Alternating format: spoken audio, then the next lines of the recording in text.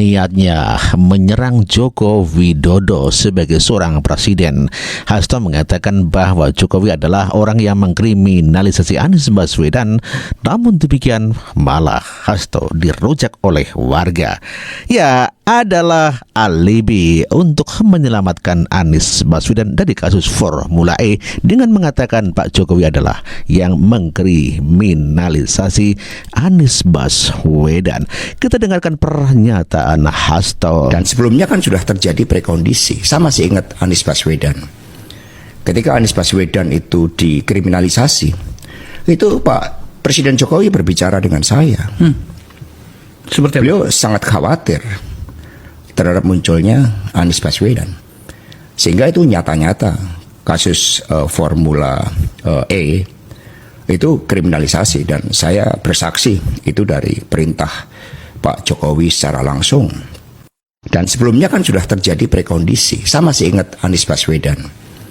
Ketika Anies Baswedan itu dikriminalisasi, itu Pak Presiden Jokowi berbicara dengan saya. Seperti apa? Beliau sangat khawatir terhadap munculnya Anies Baswedan. Sehingga itu nyata-nyata kasus Formula E itu kriminalisasi, dan saya bersaksi itu dari perintah Pak Jokowi secara langsung. Itulah Hasto Kristianto yang menyerang mantan Presiden Joko Widodo, di mana Hasto Kristianto mengatakan bahwa Pak Jokowi perintah langsung akan mengkriminalisasi Anies Baswedan. Namun demikian, pada kenyataannya banyak rakyat yang tidak percaya terhadap tuduhan Hasto Kristianto kepada Joko Widodo. Hasto, inilah kualitas dari kader partai PDIP. Kerjaannya hanya memfitnah, merendahkan, mengejek, dan juga mengadu domba gitu loh. Dia bilang Pak Anies itu dikriminalisasi oleh Pak Jokowi gara-gara kasus Formula E. Di mana buktinya? Kalau ada buktinya, kasih ke sini Pak Hasto. Jangan menjadi fitnah dan kebencian di hadapan masyarakat. Beginilah kualitas dari kader partai PDIP. Jadi wajarlah kemarin suara mereka paling kecil dan kalah telak di Pilpres. Ya karena apa? Kinerjanya hanya mengkritik, mengejek, menghina, mencaci maki, dan juga memfitnah orang lain termasuk Pak Jokowi. Karena mungkin Pak Jokowi tidak lagi gitu loh di partai PDIP. Jadi sekendak jidat mereka menghina dan merendahkan orang lain termasuk Pak Jokowi. Jadi sangat disayangkan Pak Hasto ini, dan kualitas dari kader partai PDIP ini sangat memalukan banget. Inilah kelompok-kelompok anjing provokator yang datang hanya untuk membuat keributan di negara ini. Biarlah Pak Jokowi difitnah, diejek-ejek, dihina, tapi intinya dosanya Pak Jokowi berpindah kepada Pak Hasto, dan pahalanya Pak Jokowi semakin banyak. Jadi hukum tabur tuai itu nyata Pak Hasto.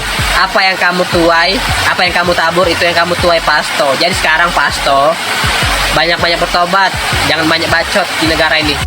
Anda Mas Hasto kalau ngomong 10 kali 11 yang nggak bisa dipercaya. Kami semua masyarakat Indonesia berharap Anda sungguh-sungguh ditangkap.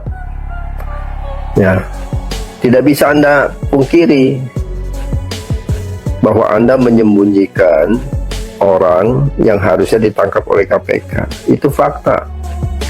Sudahlah Mas Hasto, apa yang Anda katakan itu semuanya tidak benar, dan Anda terus lakukan ini, ya pasti partai Anda makin nyungsep, karena kredibilitas Anda itu sudah nggak bisa dipercaya. Ya, kita lihat dari sejak cerita Pilpres kemarin, semua yang Anda ngomong itu tidak benar, semua hoax. Bagaimana kami masyarakat bisa percaya? Anda seorang sekjen sebuah partai yang besar. Ya, saya tidak tahu Anda mewakili Megawati. Kalau benar Anda mewakili Megawati, Anda lebih edan lagi. Ya, berarti Megawati dan Anda itu cuma 11-12. Sama aja, Mas Hasto. Pak Hasto bilang di podcastnya Akbar Faisal bahwa ia sedang diancam untuk dikriminalisasi. Perkataan ini menurut saya ya kita harus tanggapi dengan kritis. Kenapa? Bisa jadi ini pesan dari Pak Hasto bahwa nih Kalau saya ditangkap, artinya saya sedang dikriminalisasi. Padahal bagi saya belum tentu, teman-teman. Kita tidak boleh selalu menafsir setiap politisi yang terkena tindak pidana adalah akibat dari kriminalisasi. Jadi nantinya, semisal amit-amit Pak Hasto ternyata ditetapkan sebagai tersangka, jangan kita langsung berpikiran bahwa Pak Hasto itu dikriminalisasi. Tapi ayo kita mari objektif, kita nilai, kita analisis. Kira-kira benar nggak Pak Hasto ini dikriminalisasi atau memang beliau ini membuat kesalahan yang berujung pada tindak pidana? Kan begitu. Karena bahaya sekali perkataan Pak Hasto ini. Bahayanya kenapa? Takutnya ternyata ia memang tahu bahwa ia ada salah nih, gitu kan. Ya kita kan nggak tahu, ini cuma asumsi aja.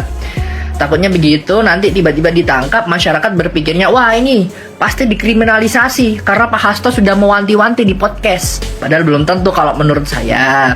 Karena takutnya ya framing-framing seperti ini bahaya sekali. Akhirnya orang-orang yang memang berbuat tindak pidana dan mereka adalah politisi, maka akan berakhir bahwa itu adalah kriminalisasi.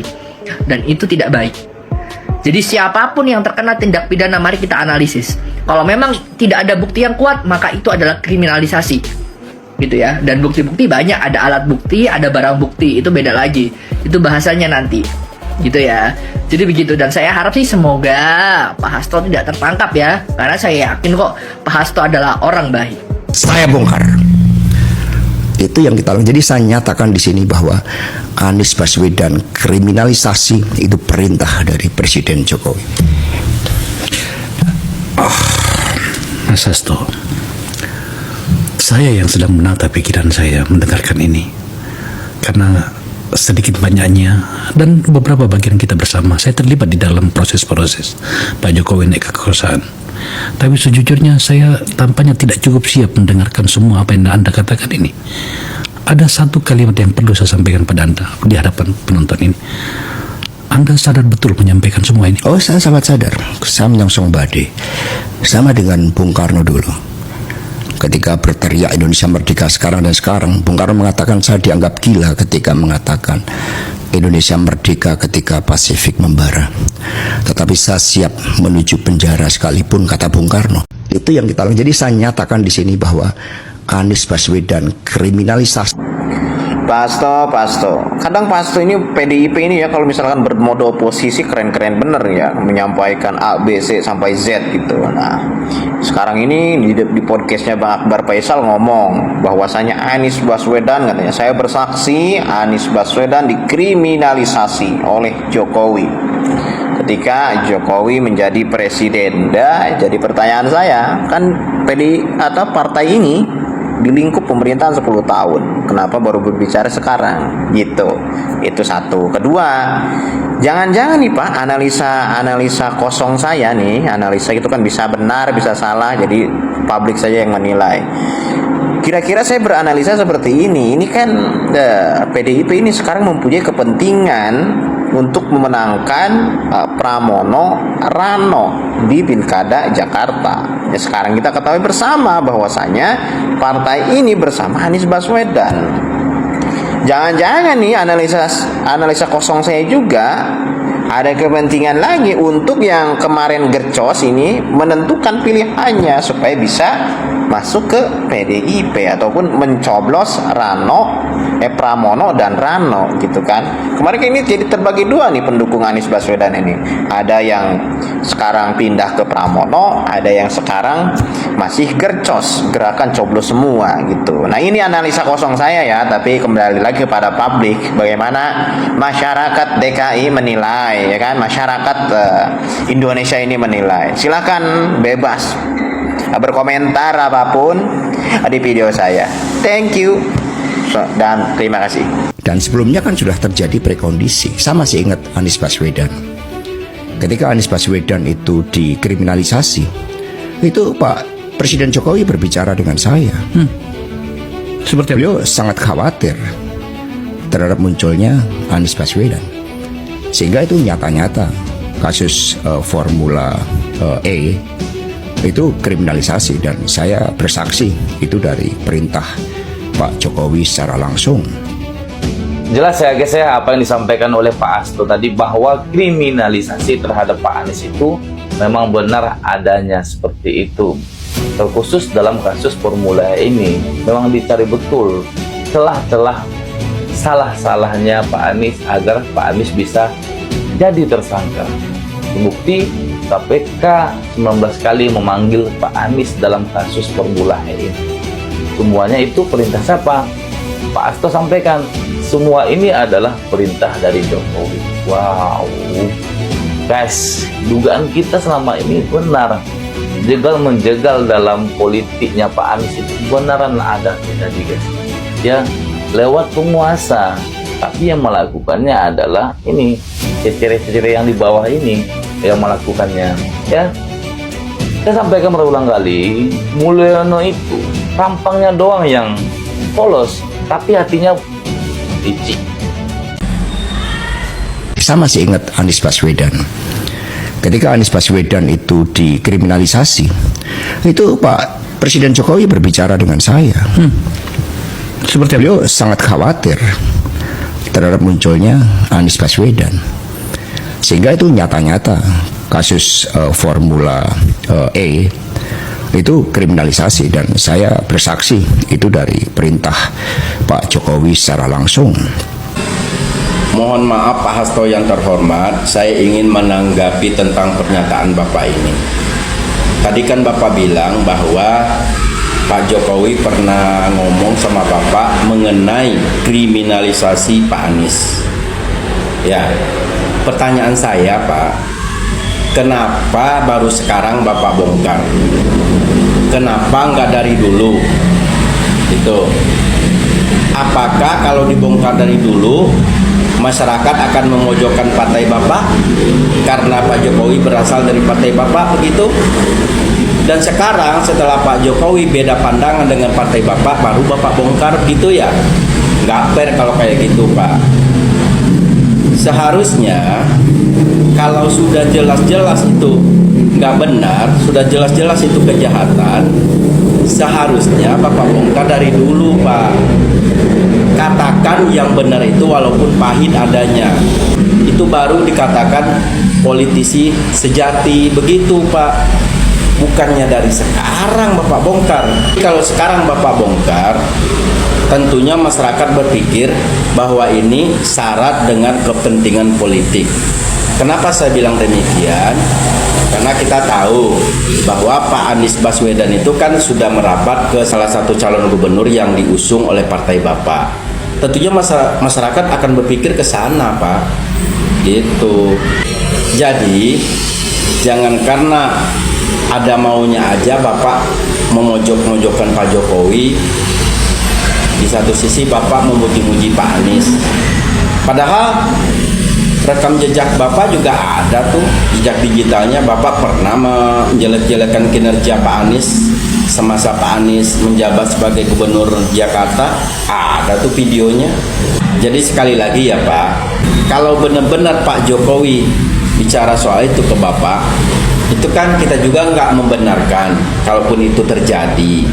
Tapi yang kami sesalkan, kenapa Bapak diamkan begitu?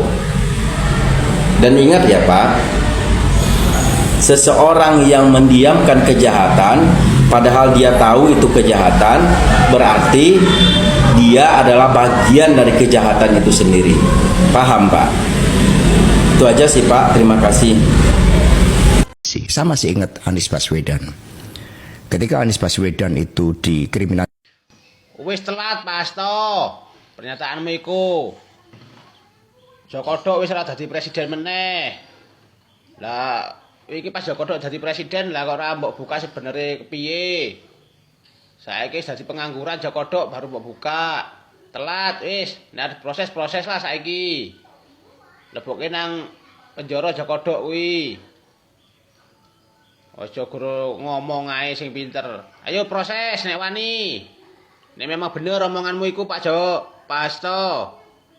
Salam akal waras Pak Hasto. Kita akan bahas kelicikan PDIP. Atas suatu peristiwa. Hasto ngaku terancam dan dia berani bertanggung jawab. Jokowi berbicara. Tapi dia cari dukungan ke anak abah dengan memfitnah Pak Jokowi. Itu Katanya Pak Jokowi mengkriminalisasi Anies Itu Baswedan. saya tanya, Padahal Anies kok jadi ribut mau dipanggil KPK? Saya bilang. Nah KPK-nya tuh begini Pak, ini kami ini serba susah. Setiap kami mempersoalkan dana formula dan sebagainya, lalu dituduh mempolitisi, mau menjegal Anies, padahal tidak ada urusannya ini dengan Anies. Ini temuan BPK, gitu loh. Sehingga kami merasa setiap nyebut ini lalu rame, katanya ini menjegal Anies. judi online, narkoba. kemudian Hasto juga menuduh kepolisian telah bersekongkol dengan Pak Jokowi untuk kemulusan Pilpres 2024. Hasto akan membongkar-bongkar. Yuk kita bongkar-bongkar PDIP. Tentara sekutu pemenang perang dunia kedua. Mosok saya hanya menghadapi ancaman aja takut. Saya